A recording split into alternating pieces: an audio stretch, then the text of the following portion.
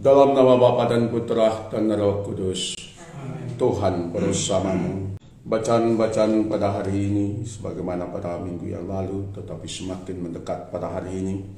Bacaan di mana Tuhan mempersiapkan para murid untuk kembalinya dia ke rumah Bapa di surga. Bacaan di mana dia mengajak para murid untuk melihat kembali pada perjalanan hidup mereka dalam terang kasih Allah. Betapa Allah senantiasa menyertai mereka, dan betapa Allah ingin supaya mereka hadir di dalam hadiratnya. Karena itu perpisahan bersama dengan dia tidak boleh membuat mereka putus asa, tetapi membuat mereka tetap melanjutkan karya perutusan Tuhan yang tetap hadir dalam perjalanan hidup kita semua. Makin di minggu terakhir masa Prapaskah, minggu yang akan minggu depan kita sudah memasuki minggu biasa. Antara minggu terakhir ini dan minggu terakhir masa Prapaskah dan minggu biasa, pada hari Kamis nanti kita akan merayakan pesta kenaikan Tuhan. Bacaan-bacaan dari minggu yang lalu sampai pada hari ini dan akan datang berkisah tentang bagaimana Yesus pada akhir-akhir harinya bersama dengan para rasul. Dia tidak mau menghabiskan waktunya untuk menangis-nangisan atau apa, tetapi dia menghabiskan waktunya itu untuk menguatkan mereka, untuk mengingatkan mereka akan kasihnya, akan penyertaannya bersama dengan para rasul. Bagaimana dia begitu mengasihinya. Makanya bukan kebetulan pada minggu terakhir masa Prapaskah, bacaan justru berkisah tentang perjamuan akhir. Kenapa tidak tentang terimalah rohku ketika mereka berada di dalam ruangan yang tertutup toh, sehingga benar-benar bacaannya benar-benar menguatkan. Kenapa justru diambil bacaannya pada minggu terakhir masa Paskah ini, perjamuan malam terakhir? Lalu bacaannya bukan berbicara lagi tentang malam terakhirnya, tetapi tentang kasih Allah. Itu yang harus menjadi pegangan kita di dalam hidup kita, di dalam menjalani hidup kita. Kasih. Dan itu yang harus kita pakai waktu, tenaga, energi kita untuk membangun kasih itu. Sehingga ketika saatnya perpisahan itu tiba, ketika salah seorang partner diambil daripadamu, Anda tidak akan ada penyesalan dalam dirimu, karena Anda sudah memberikan yang terbaik dari dirimu. Banyak tangisan-tangisan, banyak keputusasaan, teriakan-teriakan di kala perpisahan. Lebih-lebih bukan karena apa, tapi lebih lagi karena seandainya saya masih diberi waktu dan kesempatan, saya ingin masih buat ini, masih buat ini, masih buat ini. Tetapi tidak bisa. My time is up. I'm done. I'm done. I cannot prolong anymore. This is the end of my journey. Now I have to move forward. You have to stay and you have to do what it is. And if the relationship is good, if the relationship is so much meaningful, then I will continue living the life that you have given me. Kalau perjumpaan dan kebersamaan itu begitu penting, lalu saya akan hidup dalam kenangan akan kebersamaan itu, tetapi bukan hanya kenangan dalam kebersamaan itu, tetapi lebih lagi saya akan melanjutkan kebersamaan itu, supaya suatu saat ketika saya berjumpa dengan dia kembali, saya akan tegak lurus di muka berhadapan dengan dia. Because I never fail you. Even when you are around, even when you are not around. Saya tidak pernah membuat Anda malu. Entah ketika Anda bersama dengan saya, pun ketika Anda tidak bersama dengan saya. Itu yang harus menjadi kekuatan kita. Makanya dalam bacaan pertama itu kita mendengar bagaimana para rasul bagaimana para rasul itu karena tantangan-tantangan yang mereka hadapi sesudah Yesus pergi, mereka tidak mengunci diri saja. Sesudah berjumpa dengan Yesus, sesudah dikuatkan oleh Yesus, sesudah disemangati oleh Yesus, sesudah diingatkan oleh Yesus bahwa Dia akan tetap menyertai mereka dengan roh kebenaran itu, roh kehadirannya itu dalam Roh Kudusnya. Karena itu mereka tetap kuat. Ketika terjadi penindasan, ketika terjadi pengejaran terhadap mereka, mereka tidak tinggal diam. Tetapi karya Allah yang bersama, yang sudah mereka alami itu, mereka ingin juga dialami oleh orang lain. Mereka ingin juga memberitakan kepada orang lain. Sehingga pintu kerahiman itu, pintu kasih Allah itu bukan hanya dirasakan oleh mereka sendiri, tetapi juga boleh dirasakan oleh umat-umat lain di sekitar mereka. Makanya mereka pergi ke Samaria.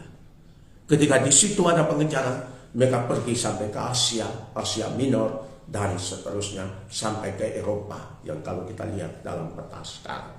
Semua itu karena mereka ingin supaya sama seperti mereka telah mengalami kasih Tuhan yang luar biasa kepada mereka, mereka juga ingin orang-orang lain juga mengalami kasih. Dan itulah warta dari seluruh pewartaan Injil kita. Warta pewartaan Injil kita yaitu bahwa Tuhan mengasihi kita, bahwa Tuhan lebih dahulu mengasihi kita. Itulah intisari dari seluruh pengajaran kekristenan kita. Makanya tidak dibenarkan di dalam agama kita bahwa kita saling bertengkar, kita saling menjatuhkan, kita saling menyusahkan satu sama lain. Kita menutup kemungkinan bagi orang untuk mendekat kepada altar Tuhan. Tidak bisa. Cannot be accepted. Komunitas kita haruslah komunitas kasih. Makanya gereja Katolik itu tadinya itu cuma satu gereja saja. Cuma satu gereja di seluruh paroki-paroki. Orang dari kampung-kampung mereka datang ke pusat paroki. Sekarang tidak. Gereja-gereja itu mulai menjadi lebih mengecil lagi. Ada gereja stasi, ada gereja wilayah, ada gereja rukun, ada gereja yang lebih kecil lagi, keluarga. Semua itu untuk apa? Supaya kasih itu dialami dan dirasakan, bukan hanya diimajinasi. Karena kalau gereja itu terlalu besar, dengan ribuan orang ada di situ, kadang kita masuk ke gereja hanya sekedar masuk ke gereja untuk memenuhi tugas tanggung jawab kita.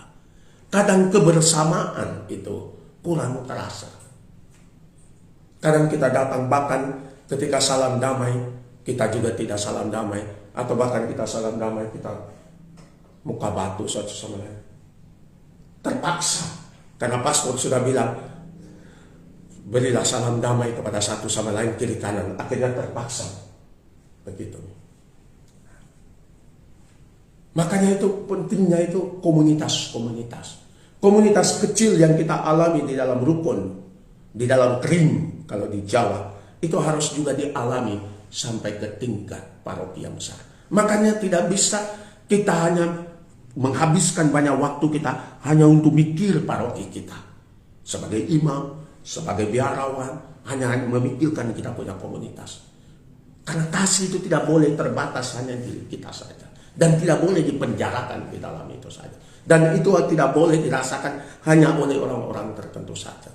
Itu harus dirasakan oleh seluruh dunia. Siapapun dan apapun dia. Sekali lagi, siapapun dan apapun dia. Dia harus mengalami kasih Tuhan.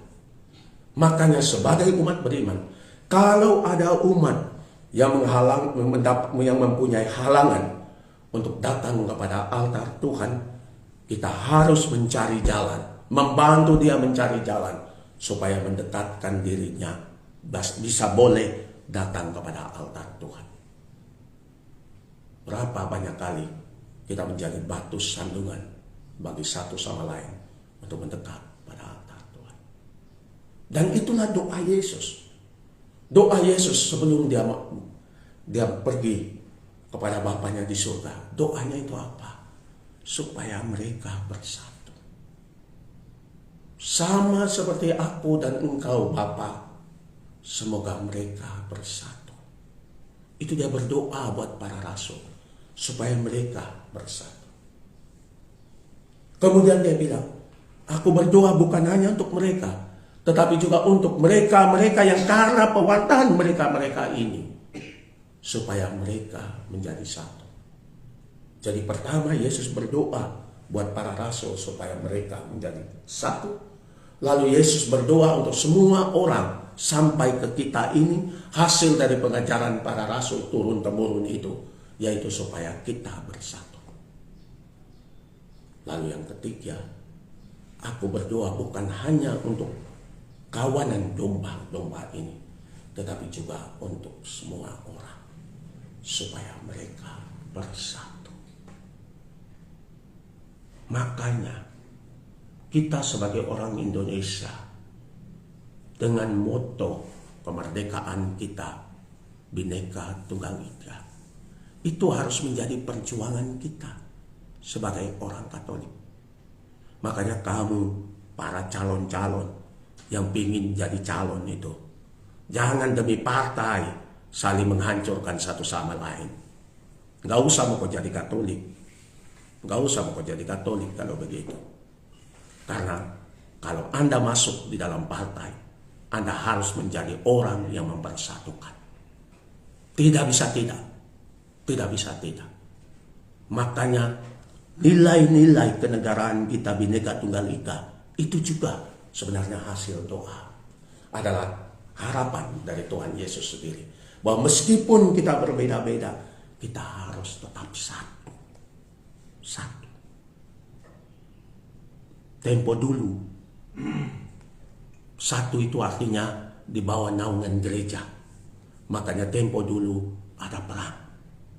Orang saling membunuh satu sama lain demi agama. Semua harus jadi Katolik. Kalau tidak bahaya, masuk penjara. Atau dibuang.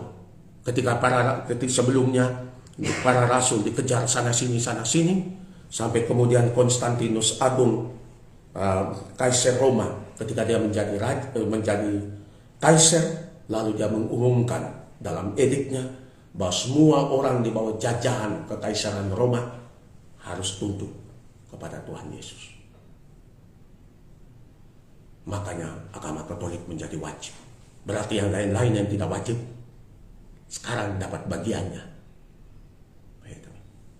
Tapi apa hasilnya? Gereja yang terpecah. Ketika kita lupa pada nilai kekristenan, ketika kita lupa membangun persaudaraan, ketika kita lupa pada wasiat yang wajib kita lakukan, gereja terpecah. Bapak Ibu saudara-saudari yang terkasih dalam Tuhan, keinginan Yesus adalah kita bersatu. Itu adalah wasiat orang mau mati. Kalau kita ngomong dalam bahasa kita, pulang kepada rumah Bapa tuh, kalau kita punya istilah sekarang, mati di bahasa manusianya itu, dia mati. Sebelum mati itu biasanya ada pesan-pesan. Ada pesan yang kita dengar, pokoknya dengar telinga kiri keluar telinga kanan. Ada pesan yang namanya wajib. Tidak bisa tidak. Kalau kita tidak laksanakan itu, kita melanggar. Apa pesannya? Kita bersatu. Kita tinggal dalam kasihnya. Itu pesannya. Tinggal dalam kasihnya. Dengan lebih baik, tinggal dalam kasihnya. Kalau kita tinggal dalam kasih Bapa, dalam kasih Tuhan Yesus, lalu apa sih yang perlu kita takuti? Apa yang perlu kita khawatirkan dalam hidup kita? Karena apapun juga tidak akan memisahkan kita dari kasih Tuhan. 1 Paulus bilang, Tidak ada yang bisa memisahkan kita dari kasih Tuhan. Kematian? Tidak. Dosa? Tidak. Karena kasih Tuhan kepada kita kekal selama-lamanya. Tinggal kita mau tinggal dalam kasih-Nya atau lari dalam kasih-Nya dan mencari kasih-kasih lain. Pilihan ada pada kita. Mau tetap setia dalam kasih itu atau mau selingkuh. Tapi ketika kita selingkuh, kita tahu akibatnya. Itu pilihan kita. Itu bukan pilihan Tuhan. Pilihan Tuhan jelas mengasihi kita. Pilihan Tuhan jelas tinggal bersama dengan kita. Apa pilihan